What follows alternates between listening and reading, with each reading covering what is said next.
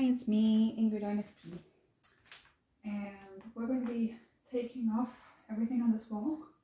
So this is a big deal because this has been here for 2 years now, but I can't keep it up because I'm moving in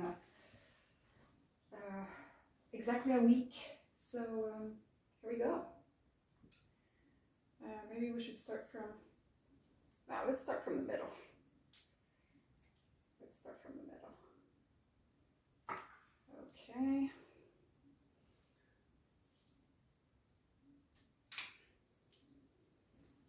There are all sorts of things, and it's going to be a lot of postcards. And I hope that you can use this video to do your own cleaning up or whatever, because that usually helps me, like having a video in the background while I do the dishes or something. I know I don't talk loud enough for you to maybe hear me over the sound of the vacuum or the dishes or whatever, but maybe you're just folding some clothes or something, I don't know. Or maybe you're also making a collage for your wall. So I put a lot of blue tack, so I'm collecting blue tack.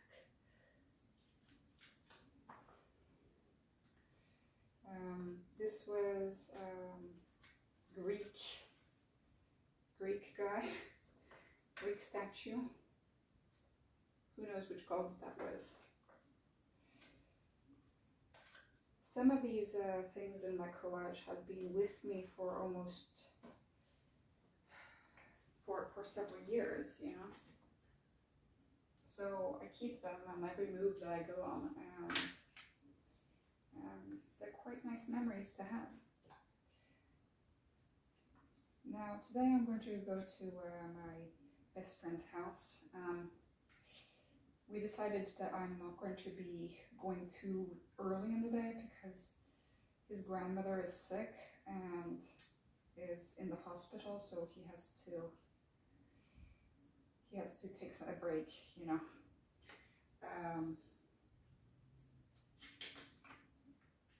Considering, you know, she might be getting a pacemaker, so that's quite a big thing. I mean, I talk about his grandmother as if she were my own grandma, because I never had a good relationship with my own grandma. My own grandma, she just was very dramatic, did not like children, would always be talking about like her travels and such, but she was always interested into like material stuff and to like things looking good. I don't know what type she was. I suspect that she might have been like an ESTJ or something. She liked stuff that was not very deep and meaningful. She was pretty much just like wanting the stuff that cost a lot of money and such. So I never had a good relationship with my grandma. And my grandfather, as I've told you guys before, I don't have a great relationship with him either. So it took me going to medical school and basically to meet actual nice old people. I did not think that old people were nice because I'd only be exposed to like older people that weren't that nice. So my best friend works in geriatrics, which, you know, there's a shortage of geriatricians. So I'm really glad that that's the thing that works for him. But his grandparents are just so lovely and so nice, and so they've kind of become like my grandparents.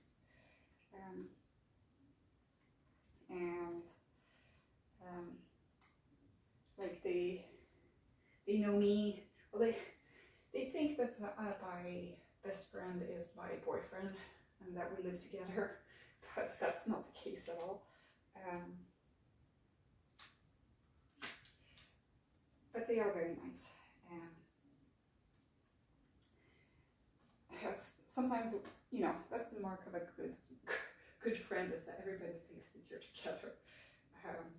It's kind of annoying, but it shows just how close we are.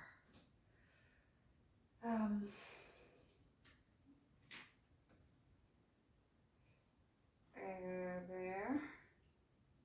Here's the squirrels. I hope that Schumann sees this, because squirrels are important. This one's come from the Morgan Library and Museum. I got some of these postcards from my parents' drawers and stuff at home, because we have so much stuff that, you know, they never get rid of stuff, so that means that I have a lot of their souvenirs. But some of them are from the second-hand boutique, so they're not mine. This is a view of Switzerland, which I've unfortunately messed up because of my blue tack. But this is from 1913. Oh God, I got some blue tack marks on it. Oh well. It's not made to be put in a museum or anything.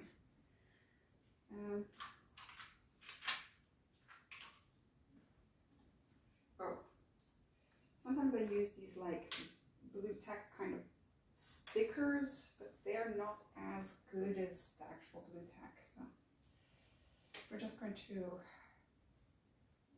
we need to take them off because we're going to put them together into a big folder, so they can't be sticking to each other. Okay, there we go. This one is a French dog, and it's my brother. He wrote, "Hi Ingrid." I don't know how old he was when he wrote that. He just said, "Hi Ingrid." Oh, that was nice.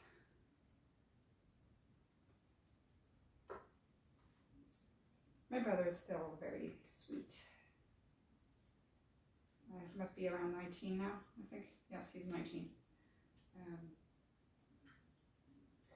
And poor guy lives with my parents right now, so he has to deal with all their shit. But at least he's much more independent than I am, so he like goes out and does stuff with his friends without really like listening to my parents too much. So I'm glad that he's you know, he can live on his own. He does not need to deal with my parents' shit because he doesn't let it get to him. So yeah, I'm glad for that. I think that he's doing quite well, actually. We're going to see if he managed his exams, because that's important for him to get to next year at university. He's studying computer engineering, something like that. I don't really understand that whole world of stuff. But he is really interested in it, so I think it will be good. Now, this is Stockholm's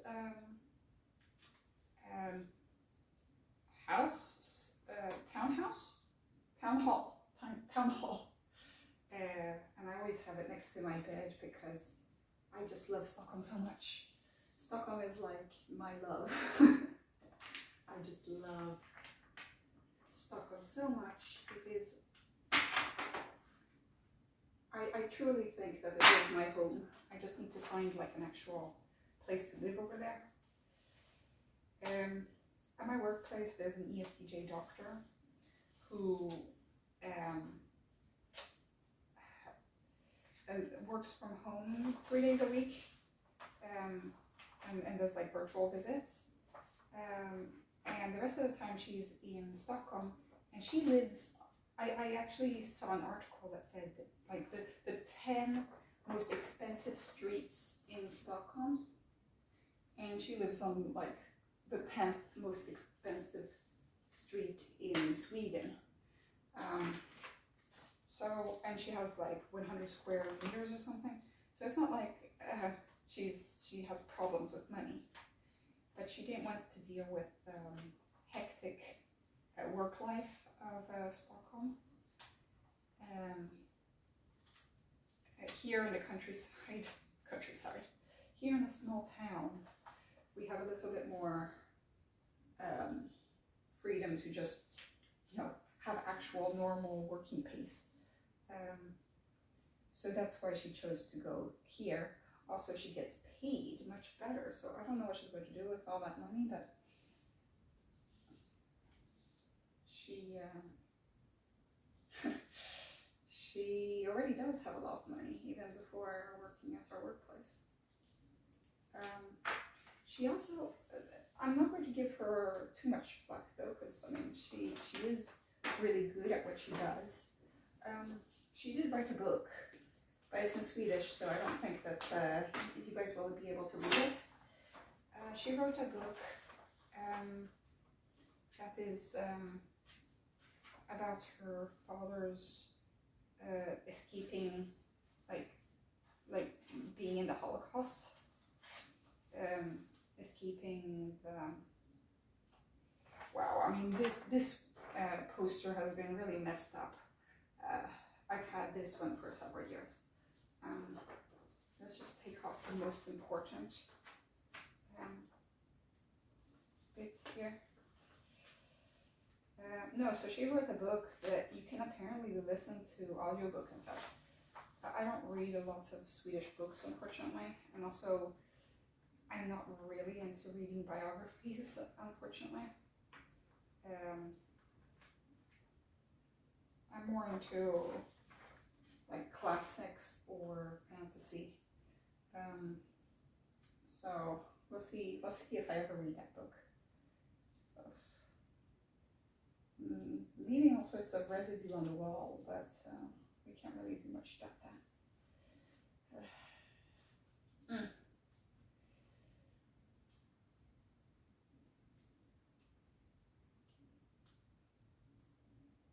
Okay.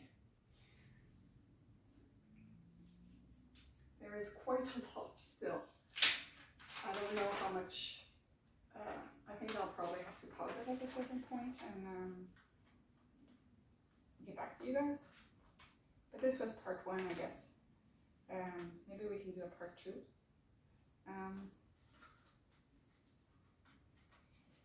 I have to do a few steps at a time and not do everything at once, because then I'll get really tired.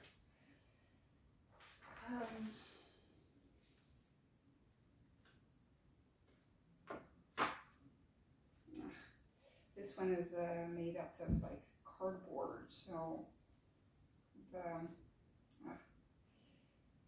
blue tack does not go well on it. Nice roses.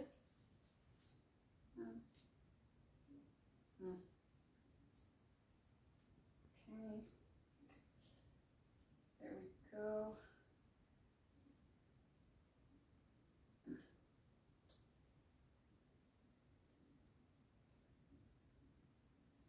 I wanted to comment a little bit about Dulce's video on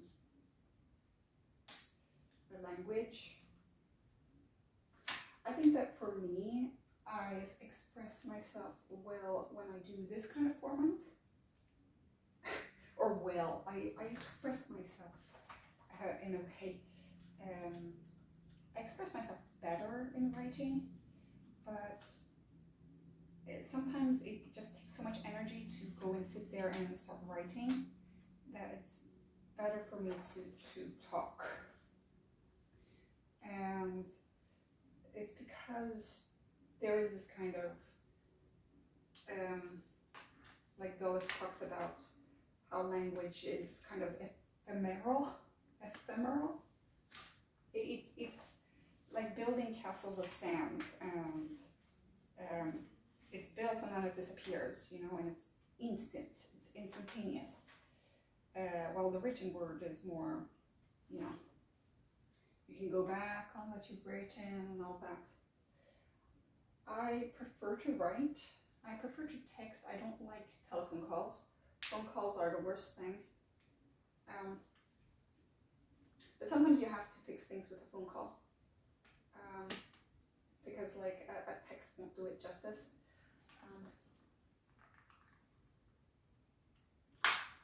Oh, this girl was hiding under there the whole time. Okay. You know, that's why I have girls on my wall, because I'm gay. That is why. But I don't want to creep people out with having too many, and also I don't want to creep myself out with having too many eyes staring at me. That's creepy. Her eyes are also staring on the other side. Okay.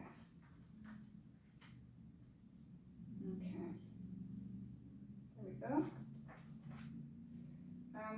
No, so I find that I was trying to find like an app that could do like an audio diary, but it took too much space on my phone, and in the end I decided against it.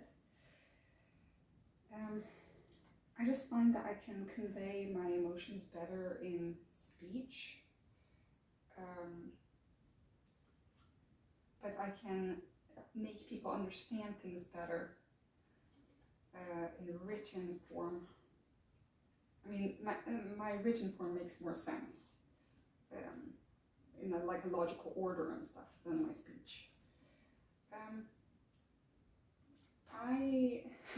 But it made me laugh when Dulles said, "I don't speak like other people." Well, I don't think I speak like other people either. But you know, that might be the autism, ADHD stuff.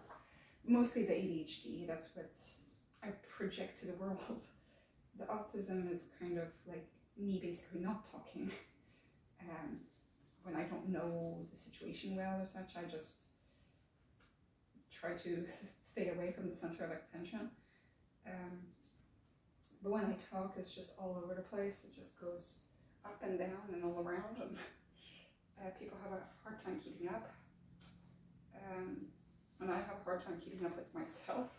And sometimes words just come out of my mouth and I don't really know what they're going to be until they're out. Which, you know, that often confuses TI and NI users, because they usually have sat there and constructed a sentence in their minds way before, like, they would never let something out of their mouth without having thought about what they're saying first. You know, unless it's an emergency and you're yelling fire, you know, but if they're constructing having a discussion with someone, I don't know. I know that my INFJ friend and my ISFJ friend, like, you know, they'll speak in a measured voice, which I don't speak in a measured voice. I don't know what it is, but Dulles manages to speak in a measured voice. I don't know. I wish that I could just be calm, you know, like a calming presence. But unfortunately, I am just a chaotic mess. So I might as well make the most of it and like talk my head off, because otherwise I won't talk at all. So it's better for me to talk my head off. Oh, this is a nice flower. This is kind of like my Stockholm corner. This was Stockholm's Slussen like 100 years ago or something. It's like the biggest, like the most busy place in Stockholm, you could say.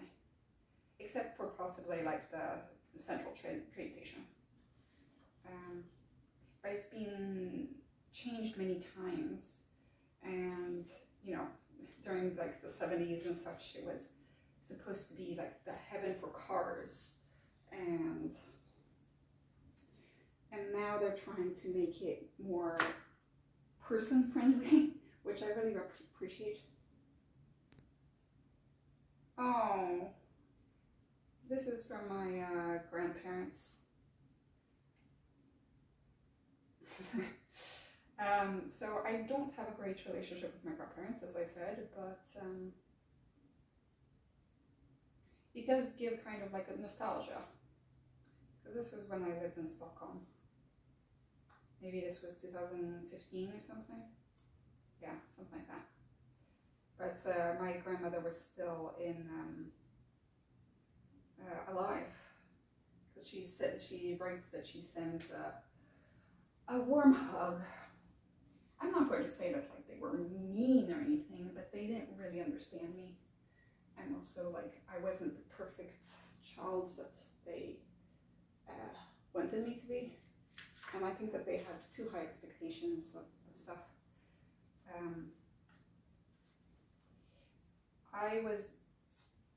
My name is Ingrid, and my grandmother had a cousin called Ingrid that she hated.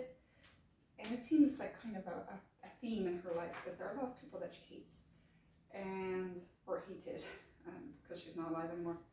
And so she was really disappointed in my parents for calling me Ingrid. But you know, my parents chose together, and I'm really happy for my name. But yeah, like, my grandmother would always find something to create drama about, and so that was such a thing. And at first, you know, they didn't really, they've never been really great with children, because children, you know, create chaos, and that wasn't their thing. And I understand, because it's not really my thing, but you know, if I ever have children, you know, I will treat them well. I think that my dad was pretty traumatized by being with them. Growing up with them must have been hell. I mean, good thing that my dad was goody two-shoes and you know, never said no to them, because I don't know what they would have done had he been a person who rebelled, you know.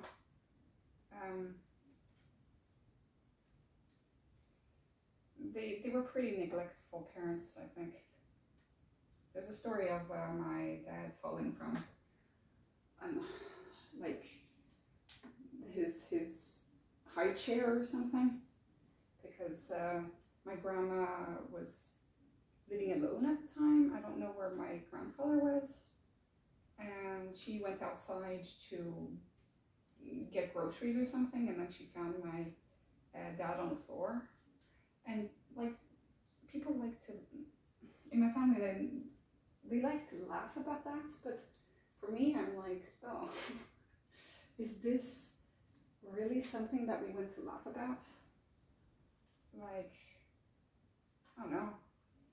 It's probably why my dad has a lot of issues.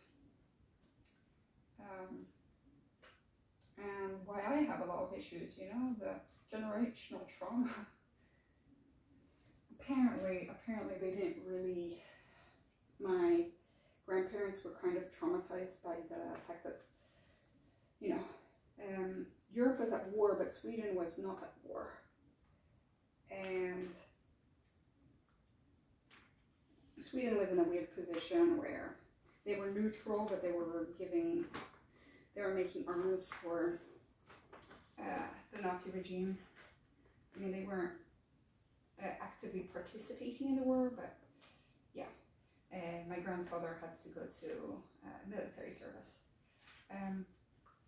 But my grandma did not want to have a kid because she didn't see any hope in the world when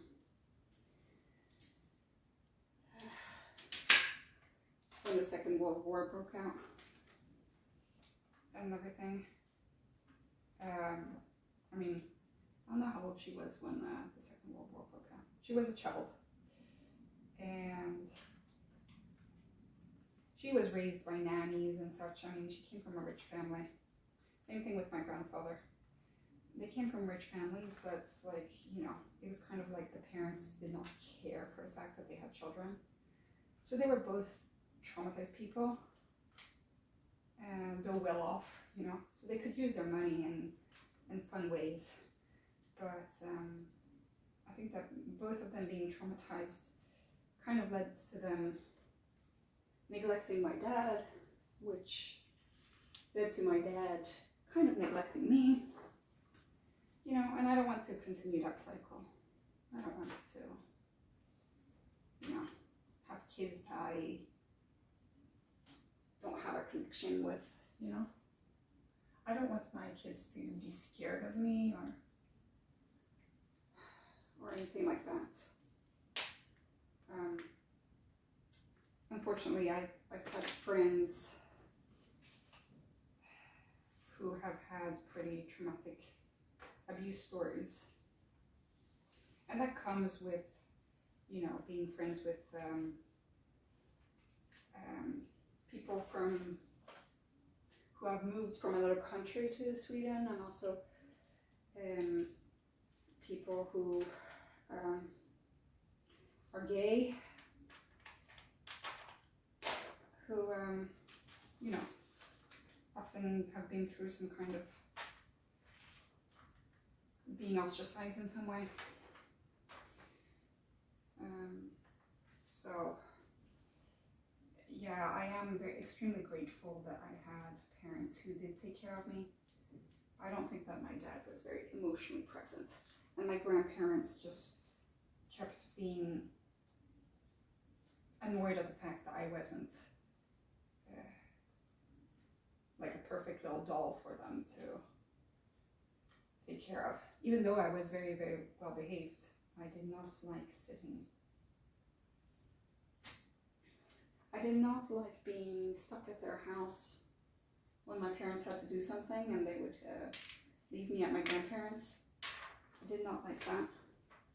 I felt like I was screaming the whole time. I did not want to be there.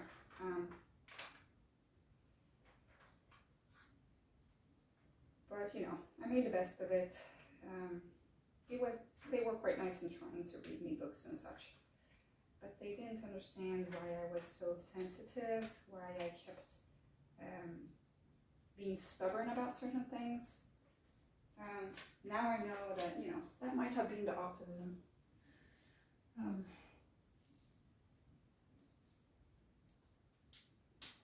But they had a hard time themselves in their lives. Anyway, I don't know why I'm going on about my grandparents, but it's because I saw that one postcard. Okay, let's see. So I have this big ball of blue tack, and I have this little ball of actual blue tack. The other blue tack is actually white.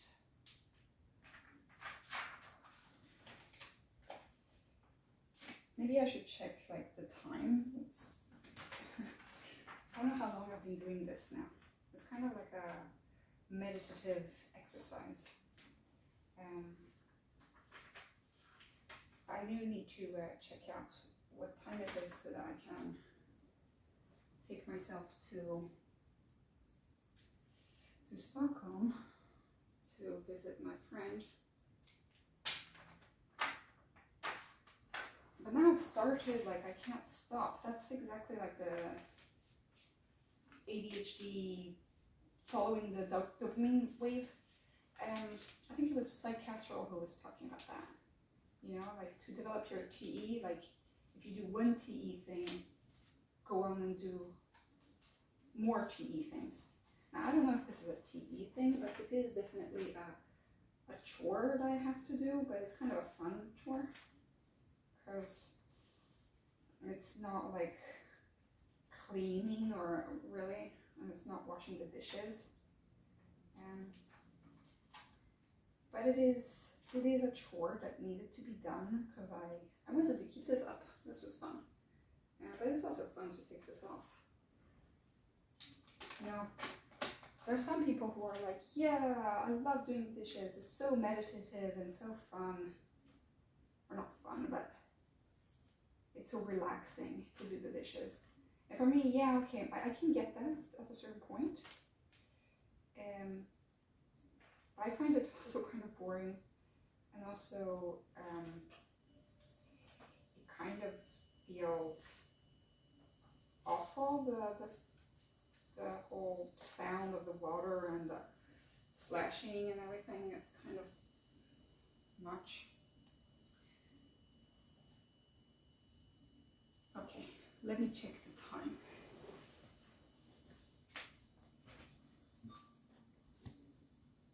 Okay, so I've done a half hour. I think that I'll make another video where I do the second half. At the moment I've got all of these to put back into some kind of folder. So thanks for being with me, and have a great day.